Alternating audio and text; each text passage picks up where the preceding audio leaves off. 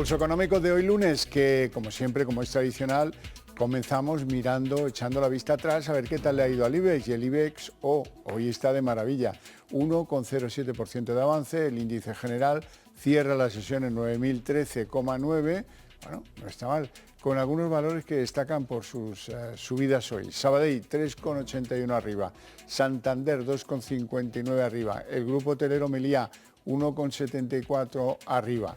En el lado de los que hoy solamente hay 3 valores que tengan pérdida hoy, que son los que aparecen ahí listados de mayor a menor. Arcelor, el que más, 3,98 de caídas. Unicaja, que hoy se deja 3,28, luego hablaremos de sus resultados. Y Acerinox, que hoy pierde 0,11. Bien, y a continuación les voy a tratar de sintetizar los argumentos de algunos de los temas que vamos a tratar en la tertulia de análisis económico con los mejores expertos para que ustedes no se pierdan detalle. En primer lugar, en nuestra tertulia económica tenemos que hablar de la inflación. El IPC adelantado, el principal indicador de la inflación, que mantiene octubre en el 3,5%, el índice general se entiende, y la subyacente en el 5,2%. No es un mal dato, ha mejorado un poquito la subyacente y se mantiene en términos iguales el índice general. Ahora bien, teniendo en cuenta que han caído los combustibles en este periodo, el periodo mensual que terminaba el 31 de octubre, pues eso significa que otros subsectores, de los cuales no tenemos información todavía, como es la alimentación, siguen pues incrementando el índice general. Y en segundo lugar, tenemos que hablar de Telefónica, porque se producen 2 noticias en torno a esta compañía. Por un lado, suena que el gobierno quiere hacerse con un 5% la acción de oro en Telefónica y hoy subía las acciones de la compañía de Teleco, subían con bastante alegría. Y luego, y en segundo lugar, tal vez más importante, fruto de ciertas negociaciones diplomáticas, el grupo Saudi Telecom renuncia a tener un 9,9% de Telefónica y dice que ya le va bien con lo que tiene comprado. Recordarán que habían comprado 4,9 y del resto tenían una serie de derivados que les podían haber hecho propietarios de hasta el 9,9. Bueno, pues renuncian a ellos. Y muchas otras noticias que luego vamos a ver. Les presento ya a nuestros invitados hoy, don Juan Iranzo, catedrático de Economía Aplicada y director de Armadata. Muy buenas tardes. Buenas tardes, encantado de estar una vez más con todos ustedes y volver con don Miguel Ángel. Bueno, don Miguel Ángel, que ahora le presento, don Miguel Ángel Cicuéndez. Muy buenas tardes. Buenas tardes. Vicepresidente de ASEAFI y consejero de Eurohispano Opciones SICAP. ¿Todo bien, pues nada, Miguel Ángel? lo mismo digo y encantado de estar ya aquí en estos días tristes ya de otoño. Bueno, vamos con el IBEX, no se me ponga usted poético, vamos con el IBEX. Es que estaba lloviendo y es de noche ya, con el cambio de horario. O sea, ya eso es verdad, la oscuridad es algo que viene sola. El IBEX ha aprovechado la tregua y parece que hemos superado la barrera de los 9.000, no de mucho, 9.013,9, pero bueno, hoy hemos tenido una sensación un tanto distinta en el mercado, ¿no? Bueno, sí, simplemente es un pequeño rebote. Sabe que normalmente los viernes estaban siendo bastante malos desde el conflicto en el Oriente Medio y los lunes al final normalmente está rebotando el mercado, pero estamos por debajo de la media de 200, tanto en el SP, el Eurostock, el IBEX, o sea que cuidadín, esto es un rebote, vamos a ver dónde nos lleva. Sí, y efectivamente, básicamente lo que estamos viendo es una enorme incertidumbre y de hecho no hay más que ver que el oro ha vuelto después de mucho tiempo a superar los $2.000 la onza, de tal manera que esa inversión refugio pone de manifiesto que no nos fiamos prácticamente de casi nada, pero evidentemente hay una serie de factores que han hecho que la bolsa rebote. En primer lugar porque había valores atractivos después de las últimas bajadas, como muy bien decía don Miguel Ángel hace tiempo.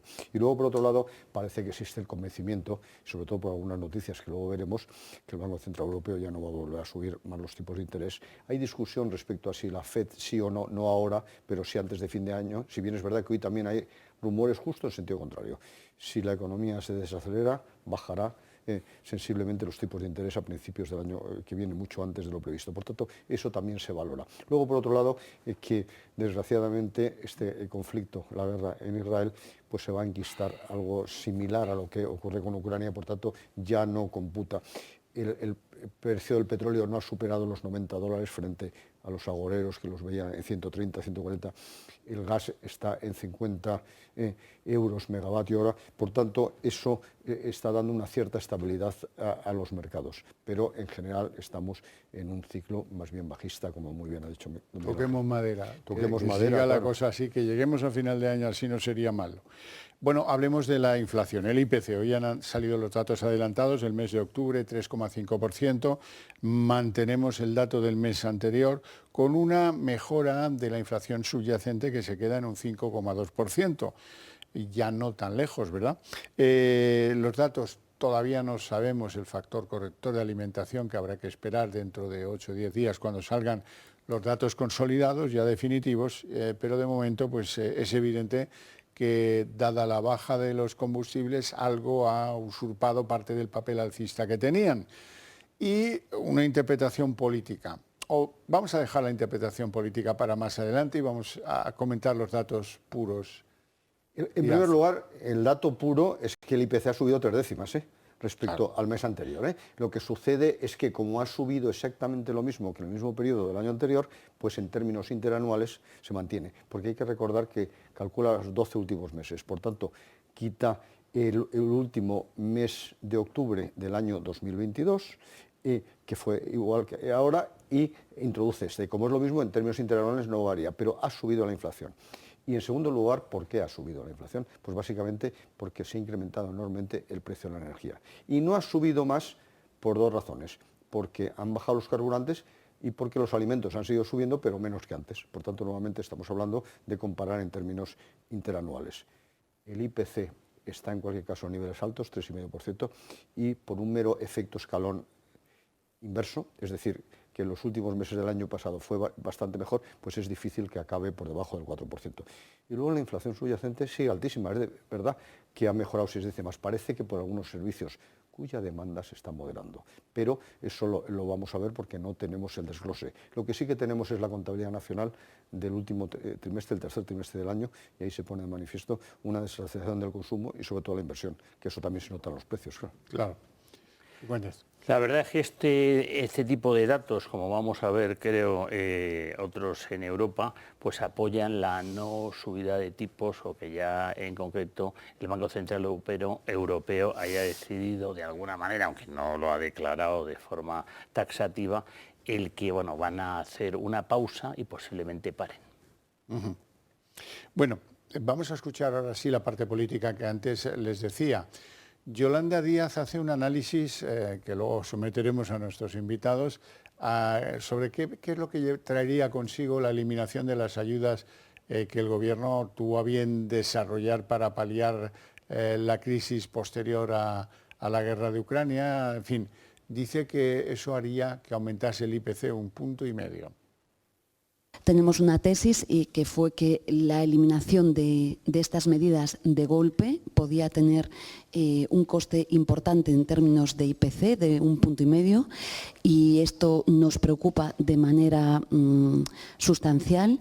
Hemos dicho que tocaba, ¿no?, evaluar estas medidas, todas y cada una de ellas, de manera individualizada. Bueno, está claro que no está porque quiten las ayudas. Las ayudas vencen el 31 de diciembre y ya deberíamos saber algo en ese entorno. Ahora, la interpretación no es muy académica, ¿verdad? Pues no es muy académica, porque una contracción del gasto es una política fiscal restrictiva que va contra la inflación. Es decir, es el único instrumento del que dispone el Gobierno, al no tener la política monetaria, para luchar contra la inflación. Pero dicho lo cual, es que se han perdido la clase... Bueno, la señora Díaz se perdió casi todas, tampoco sabe muy bien lo que es el IPC. Ella pregunta qué tiene detrás, que le dice que sí, que el pelota de turno. Pero dicho lo cual, hay que tener en cuenta una cosa muy clara, que es que la clase que sí que se perdieron, en cualquier caso todos, es la clase de reducción de gasto y de reducción del déficit.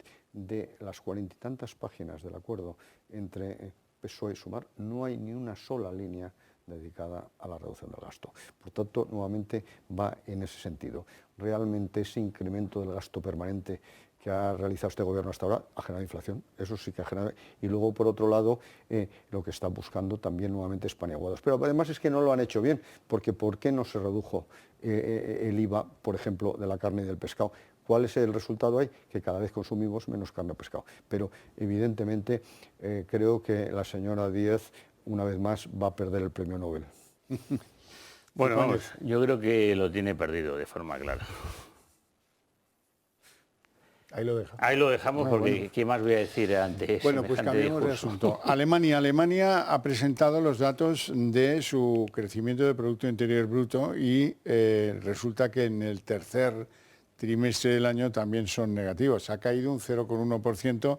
¿Y esto qué significa? Pues que Alemania continúa en un estancamiento claro de sus crecimientos de Producto Interior Bruto y ahora queda un trimestre y esto no parece que se pueda arreglar con un trimestre. Bueno, es que de hecho ya todas las predicciones hablan de una caída del PIB cuando menos del 0,5% en Alemania para el conjunto del año 2023. Hay que tener en cuenta que se confirma la recesión, ya lleva 3 trimestres y no hay ningún indicador que anticipe un cambio sustancial.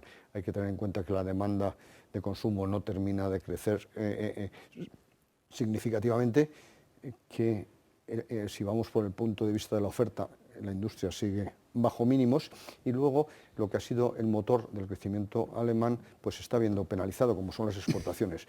Hay que tener en cuenta que también en España las exportaciones han caído. Se está notando mucho la pérdida de competitividad de Europa y se está notando mucho en el comercio internacional que China importa mucho menos porque también está en clara desaceleración.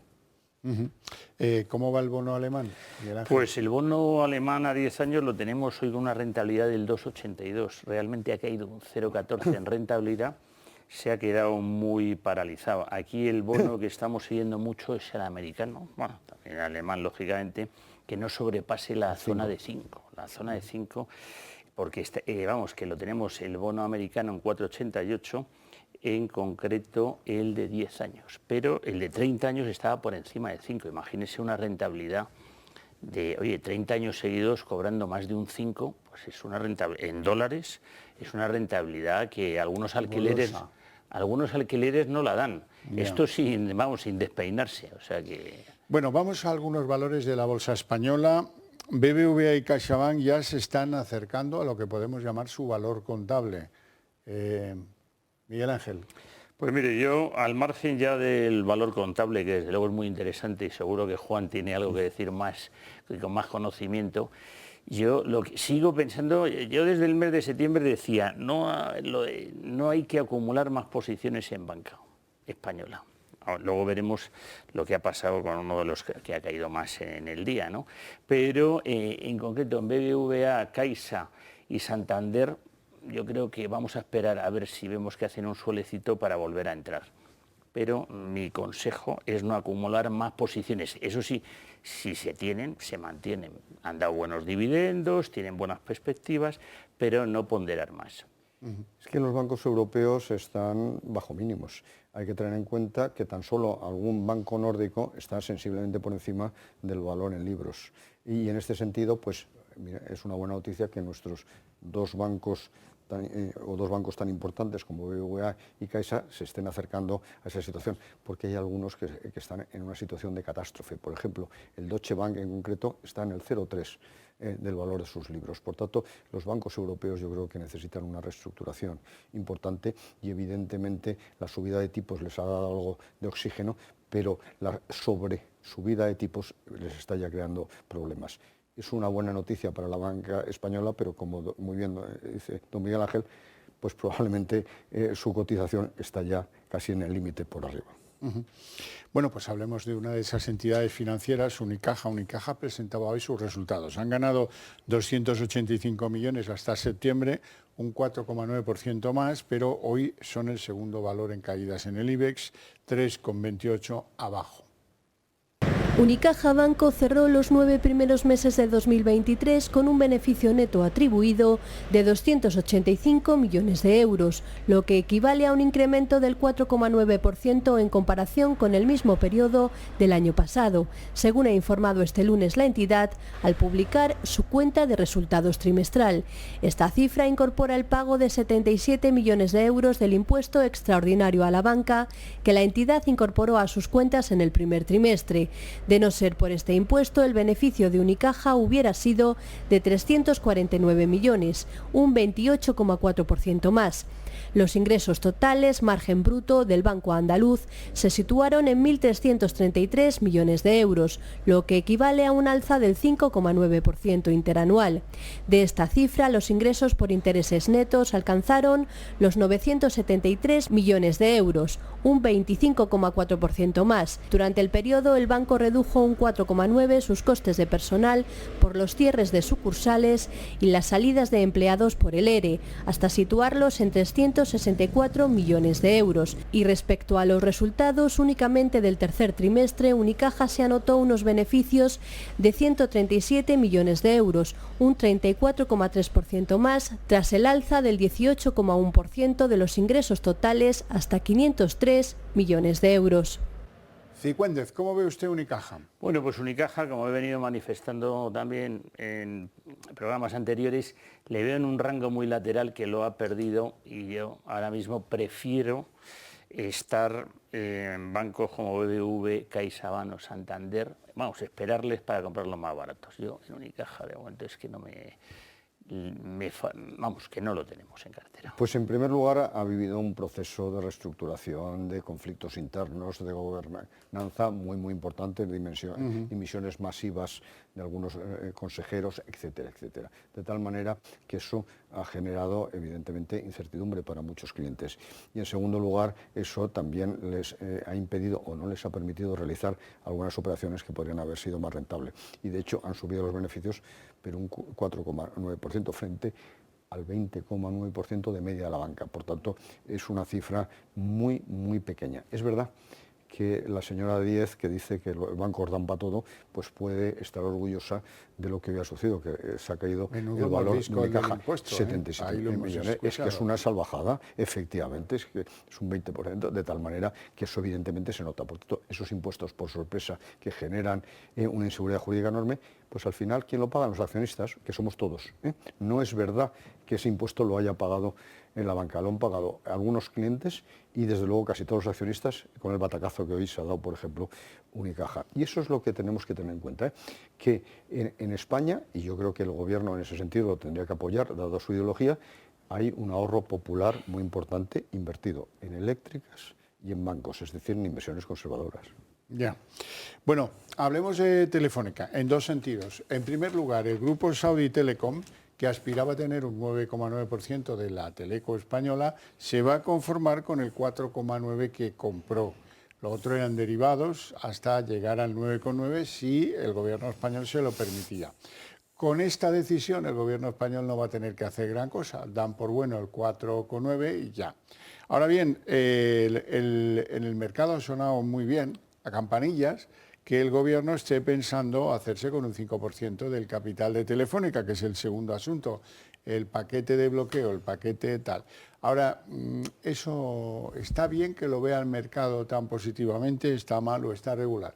Irán. Pues yo creo que está más bien mal que el sector público vuelva al capital de las empresas, a mí me parece una decisión absolutamente errónea. Y además es muy mal interpretado, y yo creo que lo interpretan de una manera torticera, es decir, para volver a mandar también en este tipo de compañías, que es verdad que tiene un componente estratégico, que dependemos en gran medida nuestra defensa, nuestra seguridad de Telefónica, pero eso no se justifica, eso se garantiza de otra manera, y en cierta medida con lo que ha ocurrido ahora con la inversión de Arabia Saudí, pero no participando directamente del capital, porque además, si lo que tú quieres es vetar la entrada de capital extranjero porque puede generar graves problemas de seguridad, etcétera, pues utilizas estrictamente la acción de oro, no entras en el capital. La acción de oro, además, en contra de lo que mucha gente piensa, la creó Margaret Thatcher, que no se caracterizaba precisamente por ser intervencionista. Lo que quería es evitar que las empresas del Reino Unido que se privatizaran cayeran en manos de empresas públicas. Por tanto, nunca que el capital público volviera a las mismas. Por tanto, eso es lo que podrían haber utilizado, la acción de oro. Pero entrar en el capital lo veo con enorme preocupación, porque nuevamente es un mecanismo de intervención, de intervencionismo, en definitiva va en contra de la libertad de la actividad empresarial. Bien, bueno, pues curiosamente, y además haciéndole caso a lo que dice Juan, pues curiosamente ha habido esta noticia, este rumor, tal.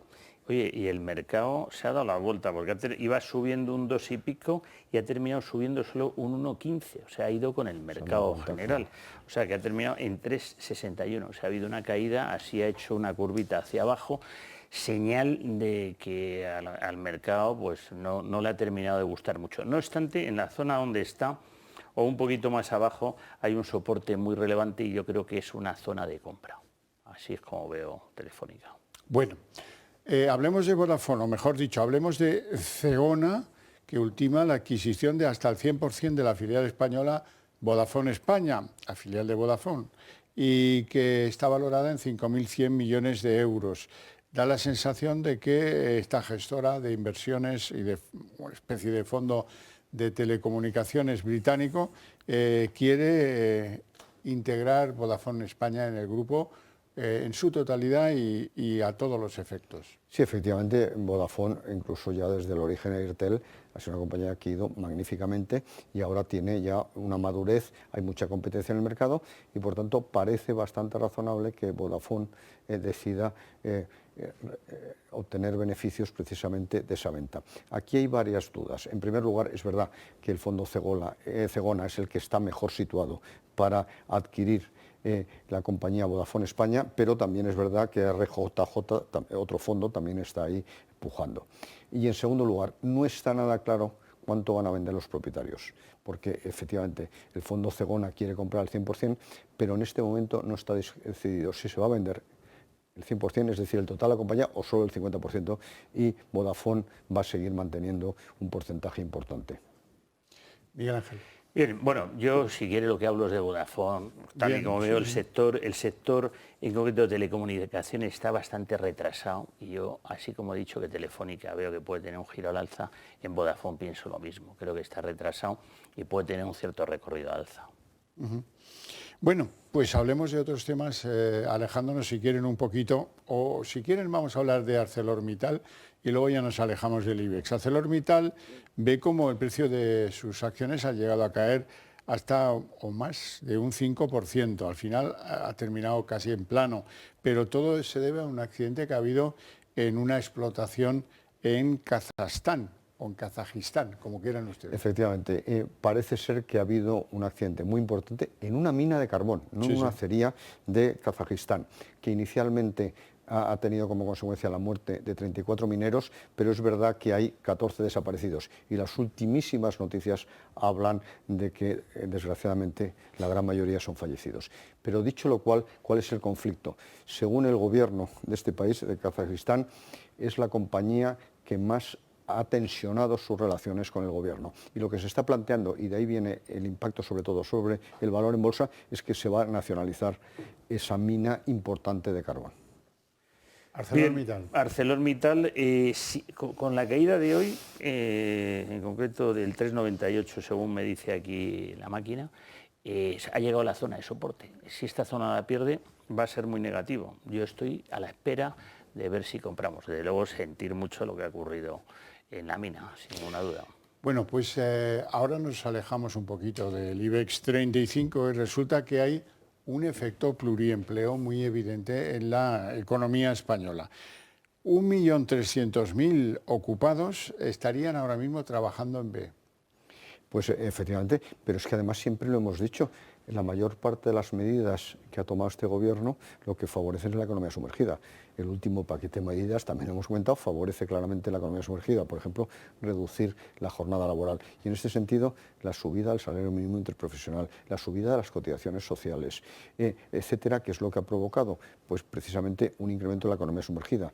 En un país que ya tiene una gran importancia por una razón fundamental, porque economía sumergida hay en todos los sitios, en Alemania también, del orden del 10%, pero como en España los servicios tienen una gran presencia, hostelería, por ejemplo, es más fácil esa economía sumergida que se justifica según esos datos. Bueno, y que además hay una cultura de la que tampoco podemos ahora hacer renuncia.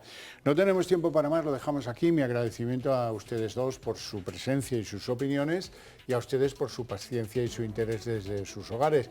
Pero para ustedes tenemos premio, porque a la vuelta de publicidad arrancamos la redacción abierta de la tarde.